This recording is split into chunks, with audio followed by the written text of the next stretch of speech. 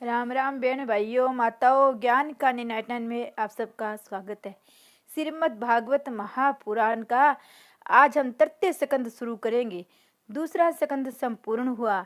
ये महाभागवत महापुराण 12 स्कंदों में बंटी हुई है। इसके 12 स्कंद है।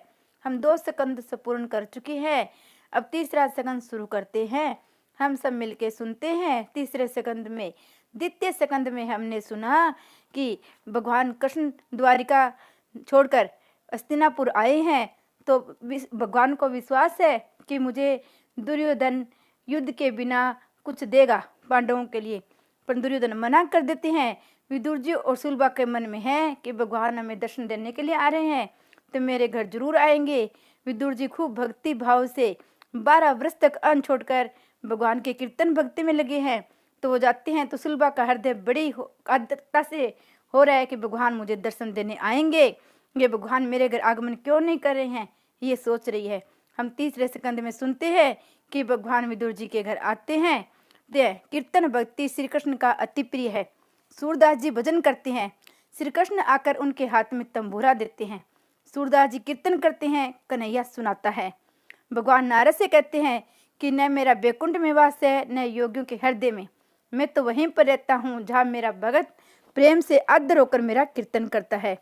झोंपड़ी में विदुर सुलभा का भगवान का नाम कीर्तन कर रहे हैं, किंतु वे नहीं जानते जो परमात्मा के लिए हैं वो भगवान आज साक्षात उनके द्वार पर खड़े हैं।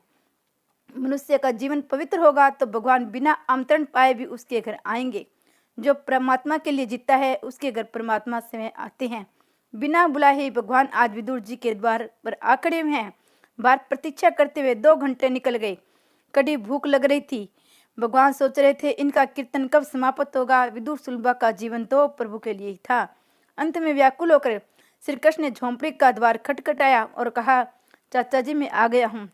कीर्तन करो तो ऐसा करो कि भगवान स्वयं आकर तुम्हारे घर का द्वार खटखटाए। विदुर जी ने कहा, देवी द्वार का नाथा है, ऐसा लगता है। द्वार खोलने पर चतुर्भुज नारायण के दर्शन हुए। अति हर्ष के आवेश में विदुर सुलभा आसन तक न दे सके। प्रभु ने स्वयं अपने हाथों से आसन बिछा लिया और विदुर जी के हाथों पकड़कर पास में बिठा लिया। भगवान ने कहा, मैं भूखा हूँ, मुझे कुछ खाना दो। भक्ति इतनी सशक्त है कि वे निष्काम भगवान को भी सहकाम बना देती है। वैसे तो भगवान को भूख नहीं लगती, किंतु भगत के कारण ही उन्हें खाने की इच्छा होती है। विदुर जी ने पूछा कि आपने दुर्योधन के घर भोजन नहीं किया क्या? कृष्ण जी ने कहा, चाचा जी जिसके घर आप नहीं खाते वहाँ मैं भी नहीं खा सकता। ईश्वर भूखे नहीं होते, ऐसा उपनिषद का सिद्धांत है। जीव रूपी पक्षी विषय रूपी फल खाता है, अतः दुखी होता है। उपनिषद का ये सिद्धांत गलत नहीं है। ईश्वर नित्य आनंद स्वरूप है। भगवत का ये सिद्धांत सच्चा है। ईश्वर तृप्त है, किंतु जब किसी भगत का हृदय प्रेम से भर आता है तो वे निष्काम होने पर भी सहकाम बनते हैं। सगुण और निर्गुण एक है, निराकार साकार बनता है। ईश्वर प्रेम के भूखे हैं, अतः ज्ञान से प्रेम श्रेष्ठ है। प्रेम में ऐसी शक्ति है कि वह जड़ को भी चेतना बना देता है, निष्काम को सकाम बना देता है, निरंकार को साकार बना देता है। वस्तु का परिवर्तन करने की शक्ति ज्ञान में नहीं प्रेम में है। पति पत्नी सोचने लगी, भगवान का स्वागत कैसे करें। वे दोनों तो तपस्वी थे, केवल बाजी खाते थे। उनको संकोच हो रहा था कि कृष्ण को बाजी कैसे खिलाए। दोनों को कुछ सूझ न रहा था। इतने में द्वारकानाथ ने चूल्हे से भाजी का बर्तन उतार लिया और उसे खाने भी लगे। स्वादिष्ट और मिष्ट था, वस्तु में नहीं प्रेम में है। शत्रु को हलवा पूरी भी विष जैसी लगती है। भगवान को दुर्योधन के घर के मिष्ठान अच्छे नहीं लगे, किंतु विदुर जी की बाजी खाई। अतः लोग आज भी गाते हैं, सबसे ऊंची प्रेम से गाई, दुर्योधन का मेवा ताग्या साग विदुर घर पाई। जूठे फल सबरी के खाए, वो विधि प्रेम लगाई। प्रेम के बस नरप सेवा किन्यो, आप बने हरि नाई। राज सुयोग युधिष्ठिर किन्यो, तामे झूठ उठाई। प्रेम के बस अर्जुन रथ हांक्यो, भूल गयो ठकुराई। ऐसी प्रीत बड़ी वृंदावन गोपिन नाचन चाई। सुर क्रूर इस लायक नहाई, कहे लगी करे बढ़ाई। सुखदेव जी कहने लगे, राजन संग का मन संग मन को भी लगता है। मनुष्य जन्म से ही भ्रष्ट नहीं होता, जन्म के समय तो वह शुद्ध होता है। बड़े होने पर वह जिसके संग रहता है उसी का रंग उस पर लगता है। जैसे संग होगा वैसा ही बनेंगे। सत्संग से जीवन उजागर होता है, कुसंग से भ्रष्ट होता है। सोचिए, बालक का जब जन्म होता है उसमें वह निर्विष्ण होता है। उसमें न तो कोई बुरी आदत होती है, न कोई अभिमान। बड़े होने पर जैसा संग मिलता है वैसे उसका जीवन बनने बिगड़ने लगता है। आम्र वृक्ष के चारों ओर बबूल लगाओगे, आम नहीं मिलेंगे। विलासी का संग होना, मनुष्य विलासी हो जाएगा। विरक्त का संग होगा तो विरक्त। चाहे सब कुछ बिगड़ जाए, किंतु मन बुद्धि को मत बिगड़ने दो। दिल पर लगा दाग 3 जन्मों में भी शायद नहीं मिटेगा। संग का रंग मन को लगता है। ज्ञान, सदाचार, भक्ति, वैराग्य आदि में जो महापुरुष तुमसे बढ़कर हो, उन्हीं का आदर्श अपने दृष्टि के समक्ष रखो। नित्य इच्छा करो भगवान शंकराचार्य सा मान, महाप्रभु जी जैसी भक्ति, सुखदेव जी जैसा वैराग्य मुझे भी मिले। प्रातः काल में ऋषियों को याद करने से उनके सद्गुण हमारे जीवन में उतरते हैं। अपने अपने गोत्र के ऋषि को याद करना चाहिए। आज तो लोगों को अपने गोत्र का नाम भी मालूम नहीं है। नित्य गोत्रोच्चारण करो, नित्य पूर्वजों का वंदन करो। हमेशा सोचते रहो कि मुझे ऋषि जैसा जीवन जीना है। ऋषि होना है या विलासी नहीं होना है। राम भी रोज वशिष्ठ जी को वंदन करते हैं, उनका सम्मान करते हैं। सांसारिक व्यवहार निभाते हुए ब्रह्म ज्ञान निभाना, भक्ति करना कठिन है। संग का असर भी खूब होता है। चोरी और व्यभिचारी महापाप माने गए हैं। ऐसा पाप करने वाला यदि अपना भाई भी तो हो, उसे छोड़ दो। किसी जीव का तिरस्कार मत करो, पर उसके पाप का तिरस्कार अवश्य ही करो। धृतराष्ट्र जैसे दुष्ट व्यक्ति के संग से मेरा जीवन भी भ्रष्ट हो जाएगा, ये सोचकर विदुर जी ने घर त्याग किया था। गंगा तट पर रहकर भक्ति करते थे, बाजी खाकर ही वे संतुष्ट थे। इंद्रिय सुख में फंसा मनुष्य भक्ति नहीं कर सकता। आखिर ऐसा करो कि जो इंद्रियों को और जीवन को स्वस्थ रखे। धृतराष्ट्र ने विदुर जी के लिए वैसे तो बहुत कुछ भेजा था, किंतु उन्होंने कुछ भी ग्रहण नहीं किया था। पापी के घर का कुछ भी खाया नहीं जाता। अनदोष प्रभु के भजन कीर्तन में बांधक है।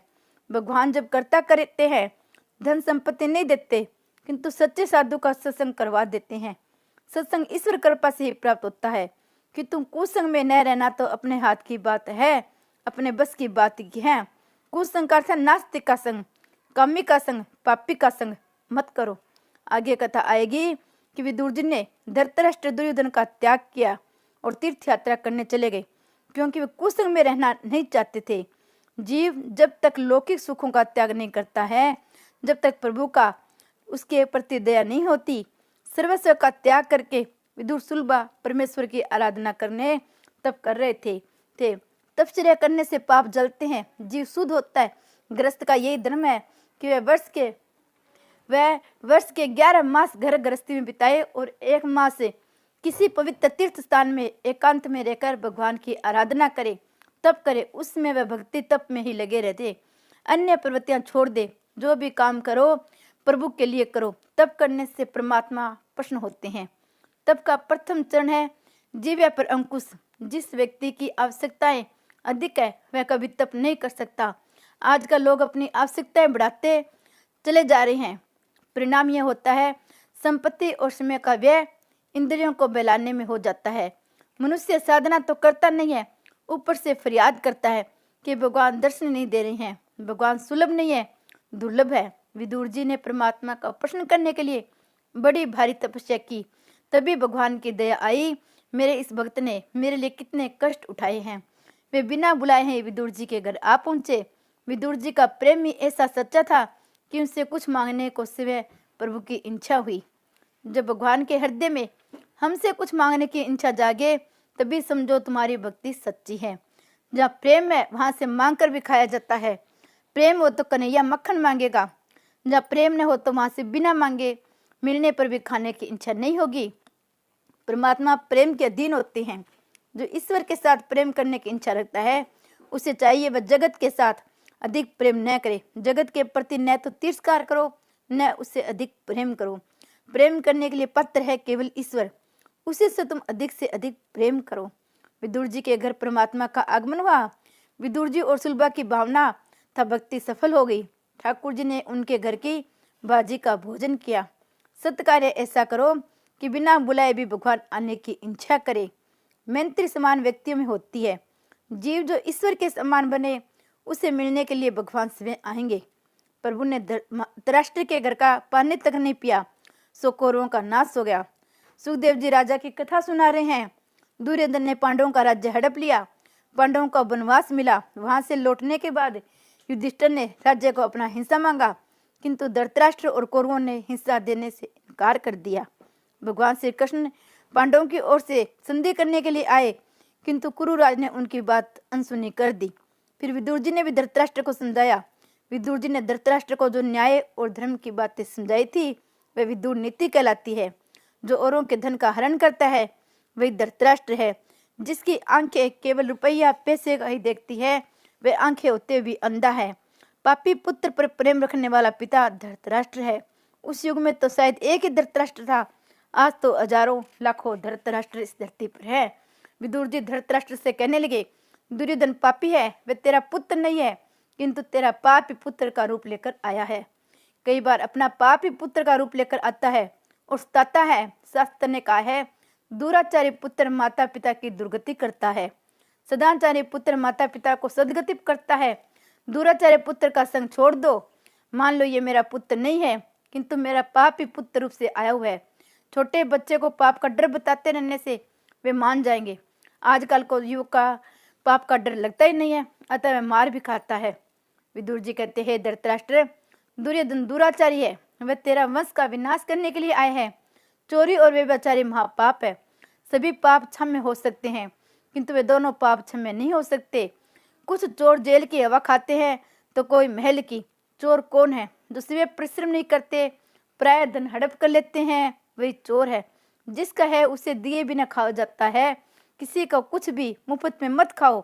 मेहनत किए बिना जो खाता है वह चोर है। स्थिति पात्र होने पर भी अतिथियों को भली भांति सत्कार नहीं करता, वह भी चोर है। जो अपने लिए पकाता है और खाता है वह भी चोर है।